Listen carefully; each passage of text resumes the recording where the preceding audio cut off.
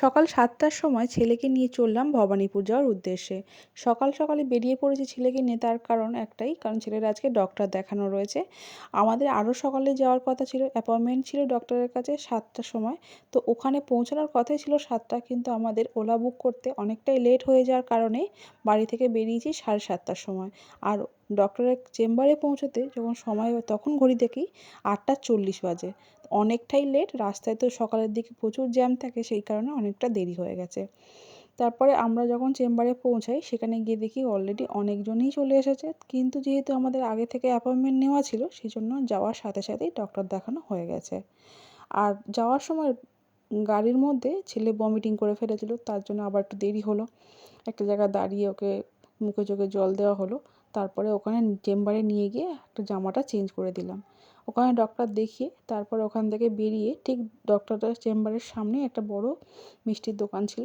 এই দোকানটা হয়তো অনেকেই চেনেন, আবার হয়তো অনেকে নাও চিনতে পারেন।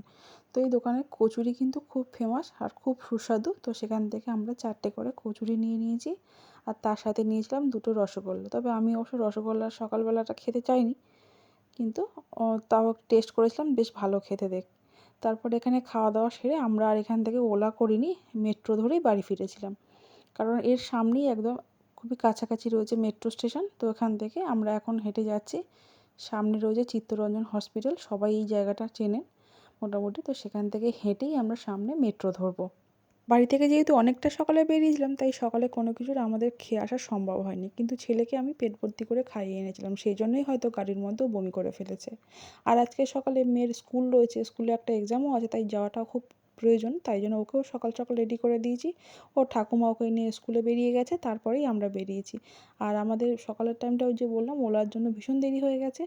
তারপরে পৌঁছে এখান থেকে মেট্রোর সামনে ছিল, মেট্রোয় করে নিয়েছি। এখান থেকে অবশ্য ওলা করলে খুব তাড়াতাড়ি হয়ে যেত, কিন্তু আমরা বললাম মেট্রো করে যাব। তো যাই হোক, তারপরে এখান থেকে মেট্রো স্টেশনে চলে এলাম। আর সকালের দিকে মেট্রোটা বেশ ফাঁকা ফাঁকাই থাকে, সেই জন্য মেট্রো করে আসলাম। আর এই ফার্স্ট টাইম আমি আমার ছেলেকে মেট্রো করে আনলাম।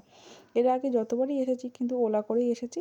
আর মেট্রোর মধ্যে উঠে ওর বেশ মজা লাগছিলো, ট্রেন যাচ্ছিলো, ট্রেনকে টাটা করছিলো, যেগুলো বাচ্চারা করে বেশ মজা লাগে। এখানে আমাদের ট্রেনও চলে এসেছে, এখন ট্রেনে উঠে গেছি। এরপর এখান থেকে নেমে আমাদের এখানে অটো ধরে সোজা বাড়ি চলে যাব।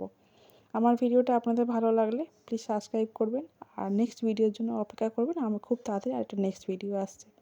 তো এখান থেকে মেট্রো থেকে নেমে আমরা অটো পেয়ে গেছি, আর অটো করে এখন বাড়ি ফিরছি। আর আজকে সকাল থেকে ওয়েদারটাও বেশ ভালো, মেঘলা করে রয়েছে, একটু রোদ্দুর নেই। আর তারপরে যখন ওদিকে ছিলাম বৃষ্টি তো হচ্ছিল না, যখন বাড়ির দিকে ফিরছিলাম তখন বেশ বৃষ্টি পড়ছে।